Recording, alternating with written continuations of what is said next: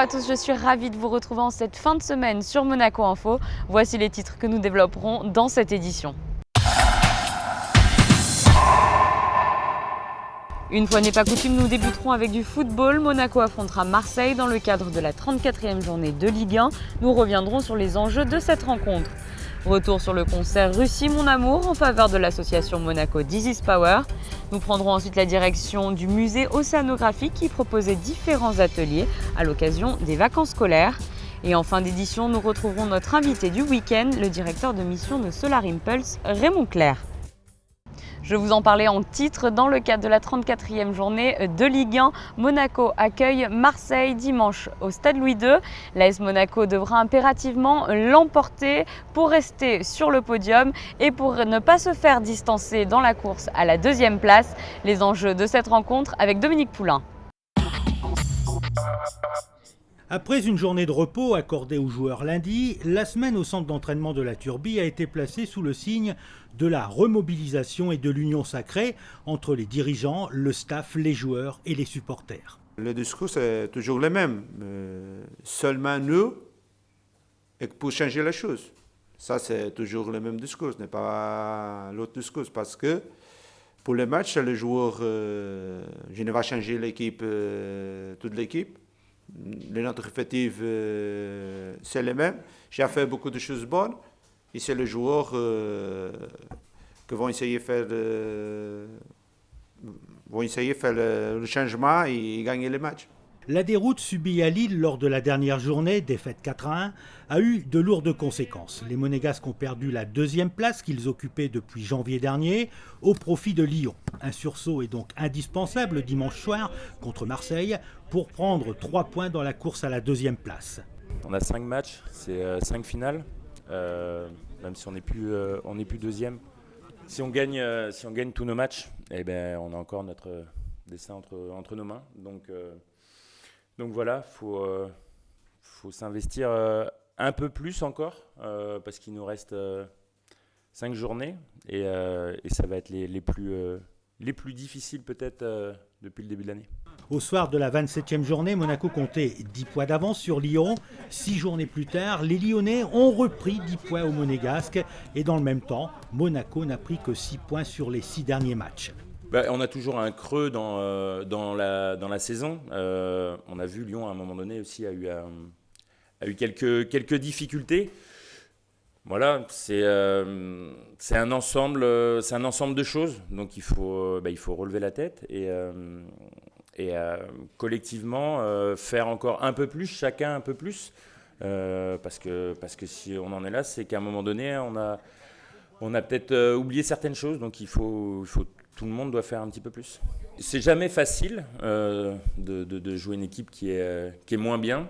Après, on sait que les matchs Monaco-Marseille, il n'y a pas besoin de ça pour que ça soit un gros match. Donc voilà, c'est un match avec beaucoup d'enjeux différents d'ailleurs pour les deux équipes. Mais il y aura beaucoup d'enjeux. En dépit de ses performances plus que moyennes, l'entraîneur ne veut pas entendre parler de crise.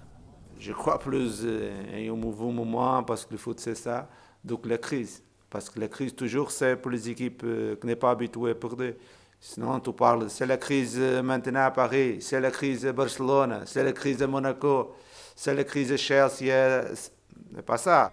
Face à Marseille, qui n'a plus gagné depuis début février, qui n'a que 6 points d'avance sur le premier non relégable et qui est à vendre, Monaco doit s'imposer. Et peu importe la manière, à 5 journées de la fin du championnat, on ne demande plus à une équipe de bien jouer, seul le résultat compte.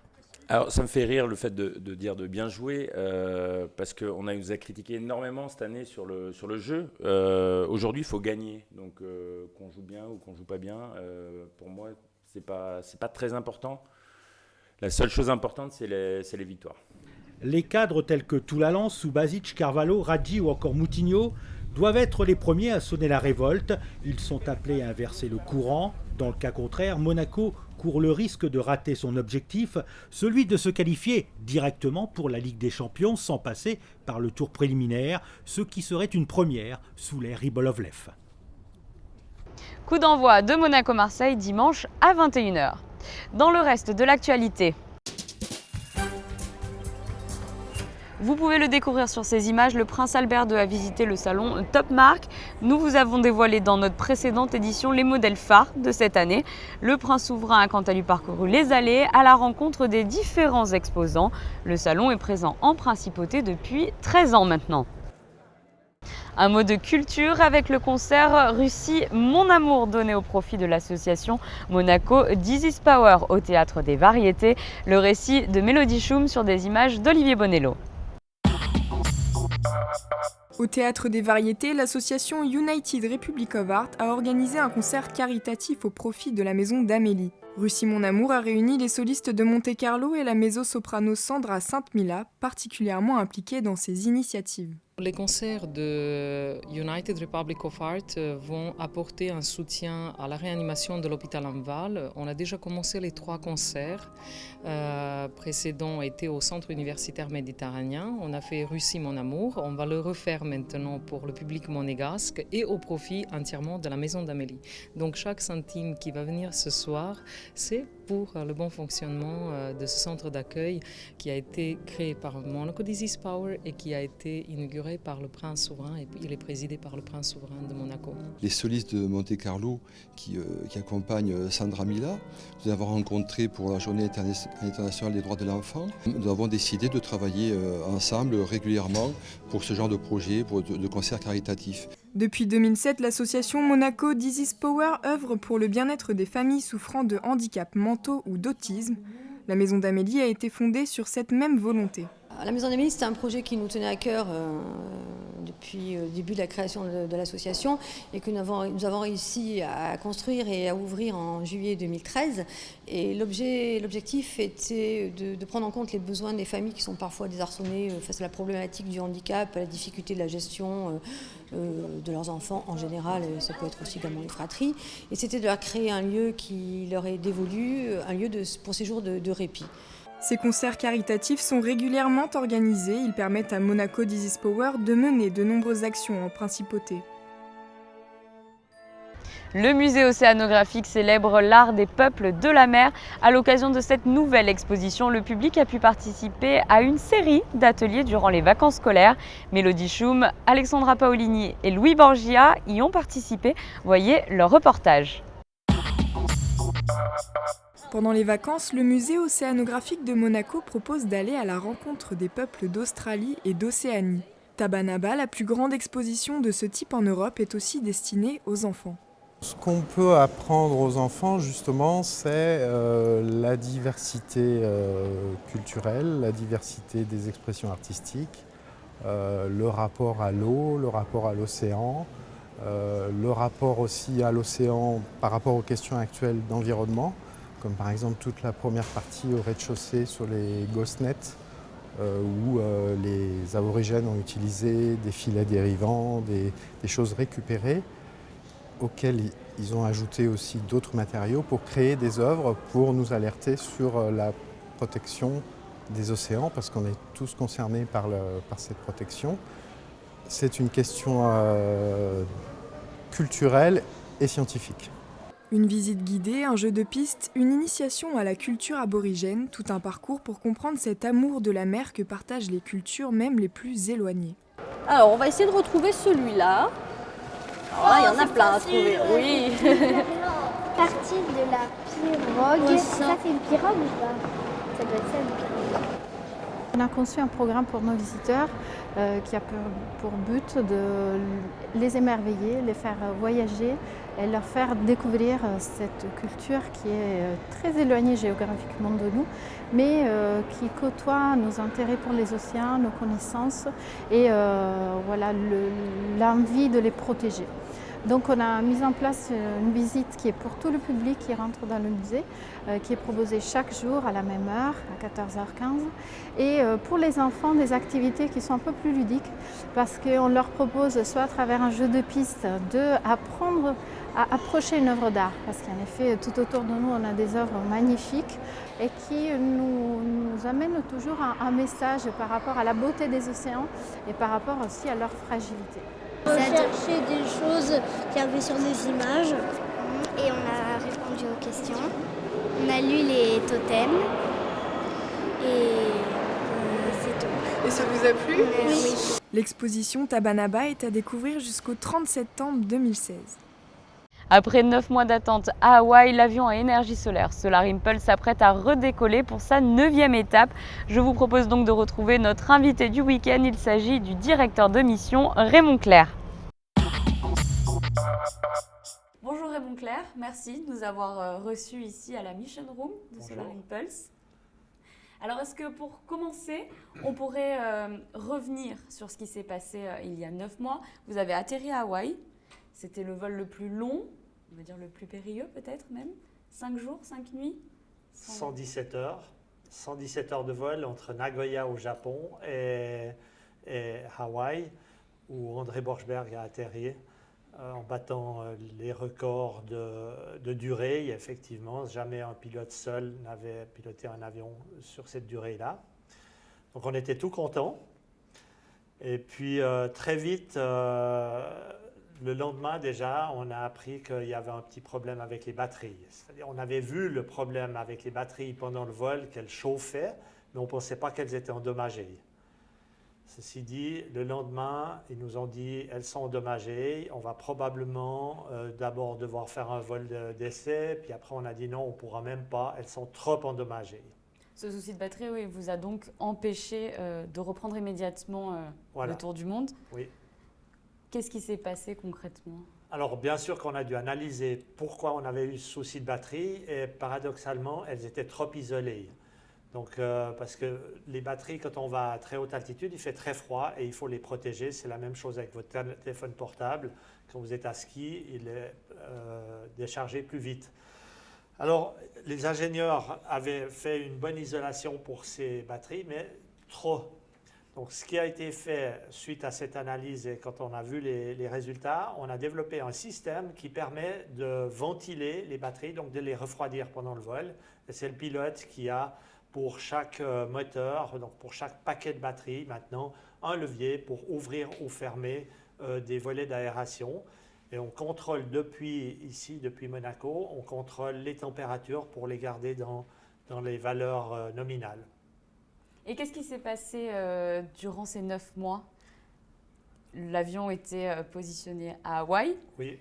Vous aviez vos mécaniciens, logisticiens sur place? Alors, on a eu tout d'abord une grande chance, c'est qu'il y avait un hangar qui était pratiquement vide, qui appartient à l'université de Hawaï. Et comme ça, on a pu parquer l'avion à l'abri du mauvais temps. Il a fallu le protéger. Par exemple, il a été posé sur des pieds, empêchant les rongeurs de grimper dans l'avion, parce que les rongeurs adorent manger les fils électriques. On l'a aussi protégé pour les oiseaux, parce que dans les hangars d'aviation, il y a toujours des oiseaux. Donc il a vraiment été emballé. Et on a laissé juste une toute petite équipe sur place. On avait des caméras, on pouvait contrôler depuis ici, depuis l'Europe. Par contre, nos ingénieurs, ils ont beaucoup travaillé justement pour développer ce système de ventilation des batteries, mais également pour débugger pas mal de petits problèmes qu'on avait sur les niveaux informatiques, parce qu'en fait, tous les computers qu'on a à bord et tout, ils ont été développés chez nous, et puis il y a toujours des petits bugs, donc les informaticiens, ils aiment bien toujours écrire des nouvelles lignes de code et améliorer leurs produits. Nous, sur le plan équipe mission, on a aussi profité de débriefer les opérations de l'année passée, essayer de réfléchir comment est-ce qu'on peut améliorer nos procédures. Donc, on a beaucoup travaillé là-dessus et je pense que maintenant, on est prêt. Oui, parce que justement, finalement, cette interruption est arrivée à peu près à la moitié du parcours, on peut dire. C'était déjà 8 étapes de franchies. Oui. Donc, c'était aussi un moyen de faire un premier bilan et de voir ce qui pouvait être amélioré. Exactement. L'idée, ça aurait été, si possible, de le faire en une année. Ben bon, on n'a pas réussi. Donc, quand on a comme ça un arrêt, ça permet vraiment de réfléchir qu'est-ce qu'on peut faire pendant cette pause pour s'améliorer. La prochaine étape, ce sera Bertrand Piccard aux commandes. Oui. Il va redécoller d'Hawaï pour rejoindre Phoenix cette fois-ci. Alors, pour rejoindre, disons, pour le moment, la côte ouest des États-Unis, Phoenix, mais peut-être aussi Moffett, qui est près de San Francisco, ou Riverside, qui se trouve près de Los Angeles. Donc, on a ces 3 destinations possibles. On espère pouvoir faire cela la semaine prochaine. En fait, la première date où on aurait pu voler sur le plan énergie, solaire et tout, c'est vendredi, donc aujourd'hui. Mais la météorologie n'est pas tout à fait bonne encore, donc on a ici l'équipe qui travaille maintenant sur les jours suivants. Dimanche, peut-être une possibilité, le vol serait parfait, mais le décollage est difficile, et on verra pour faire ça la semaine prochaine. Et ensuite, pourquoi 3 destinations? Parce que le vol va dépendre un petit peu de la situation météorologique générale et des flux principaux de vent. On va aller avec plutôt que contre les vents. Donc voilà, bien sûr que notre destination favorite, c'est Phoenix, parce qu'elle est plus proche de la suite. Donc si on posait à San Francisco, on devrait aller jusqu'à Phoenix, ça nous ferait un vol de plus. Justement, quel est le programme pour la suite? Alors depuis Phoenix, la traversée des États-Unis, je pense en 3 voire 4 étapes, parce qu'on ne peut pas dormir sur le continent. On a le droit de dormir sur les déserts ou sur l'eau, mais pas sur les villes ou comme ça pour le pilote. Donc 3 ou 4 étapes avec le but là-bas, le but final New York, avec si possible un passage pour faire des photos devant la Statue de la Liberté. Donc là, on est en train de travailler vraiment sur cette option, qui est un des rêves d'André Borschberg, c'est d'avoir une photo avec son avion et la statue. Ensuite, depuis New York, un départ pour traverser l'Atlantique en direction de l'Europe. Et de nouveau ici, on a 3 ou 4 destinations. On a comme première Paris, Paris-le-Bourget, qui serait évidemment symboliquement un très beau souvenir du vol de Lindbergh. C'est le rêve de Bertrand de poser au Bourget. Plus au sud, Toulouse, qui serait idéal pour que l'étape suivante nous permette de passer là devant les fenêtres, devant Monaco. Encore plus au sud, Séville en Espagne ou Rabat au Maroc. Depuis là, pour le dernier segment, probablement un atterrissage en Crète ou au Caire avant de rejoindre Abu Dhabi, d'où nous étions partis au mois de mars l'année passée. Le point final donc. Oui. Et généralement, quels sont on va dire, les paramètres indispensables pour lancer un redécollage? Voilà. Alors c'est très complexe, il y a tout un tas de paramètres qui doivent jouer. Tout d'abord, mais un des principaux, c'est la météo. La météo qui est notre avion est très sensible. Notre avion vole très lentement, donc il est très sensible au vent et aux phénomènes thermiques. Donc c'est pour ça, par exemple, qu'on décolle tôt le matin, mais on ne peut pas décoller la journée parce qu'il y a trop d'effets thermiques. On a bien sûr volé quand il y a du soleil pour recharger les batteries, pour avoir en fin de journée les batteries complètement chargées pour pouvoir tenir la nuit jusqu'au lendemain matin. Alors, un vol d'une journée, c'est facile parce qu'on peut avoir les batteries chargées au départ. On va les charger au soleil, bien sûr. Et puis, on va voler la journée, les batteries ne vont pas se décharger. Par contre, pendant la nuit, les batteries vont se décharger et le lendemain matin, il va nous rester environ entre 4, 5 et 8% d'énergie dans les batteries, c'est-à-dire entre demi-heure et 45 minutes de vol. Si on n'a pas le soleil, c'est ce qu'on appelle un ditching, c'est-à-dire un amérissage. Le pilote va devoir probablement sauter en parachute et se retrouver dans son dinghy. Donc, le problème pour les longs vols, c'est que la météorologie doit nous donner des prévisions, pas seulement pour la journée, mais pour 3 ou 4 jours. Et vous voyez bien, quand vous mettez votre météorologie sur votre chaîne, que le 3e ou le 4e jour, la fiabilité diminue. Donc ça, c'est très très important pour nous qu'on ait une fenêtre stable et fiable jusqu'au bout, pour être sûr qu'on va arriver à survivre le dernier jour et atterrir en sécurité sur la destination. Donc les 2 gros paquets qu'il nous reste maintenant à faire, c'est la deuxième partie du Pacifique et l'Atlantique qui sera aussi un gros challenge. Et au niveau des difficultés en arrivant dans les pays, comment est-ce que vous gérez ça en amont avec les autorités sur place? Parce que j'imagine qu'en fonction des pays, toutes les contraintes sont différentes. Oui. Doivent être gérées individuellement? Oui, alors il y a certaines règles d'aviation qui se retrouvent dans le monde entier, mais vu que nous, on est complètement en dehors de l'opération normale des avions, pour chaque pays, on doit tout d'abord demander des autorisations, mais aussi leur expliquer comment on opère. Et ça, c'est un très très gros travail qui est fait par Grégory, qui n'est pas ici, mais qui est un petit peu notre ambassadeur et qui est aussi le chef de la communication et du marketing. Et lui, c'est vraiment un personnage qui travaille beaucoup avec les ambassades et tout. On l'appelle Head of Permit Department, entre autres. Et donc là, il y a un gros travail déjà pour obtenir les autorisations de voler. Et ensuite, il y a également une grosse coordination à faire avec les centres de contrôle aérien. Donc on a notre équipe de contrôleurs aériens retraités qui discutent déjà des mois avant avec les différents centres de contrôle qu'on va survoler pour leur expliquer comment ça se passe l'opération de notre avion. Notre avion se déplace à 50 km/h. Un avion de ligne normal à 900 km/h. Mais on vole dans la même zone. Donc, ça demande de la coordination et ça, c'est un énorme travail aussi. En amont et après, en temps réel également. Donc, on a l'équipe là derrière qui est en temps réel en communication avec les contrôleurs. Et ça se passe très, très bien.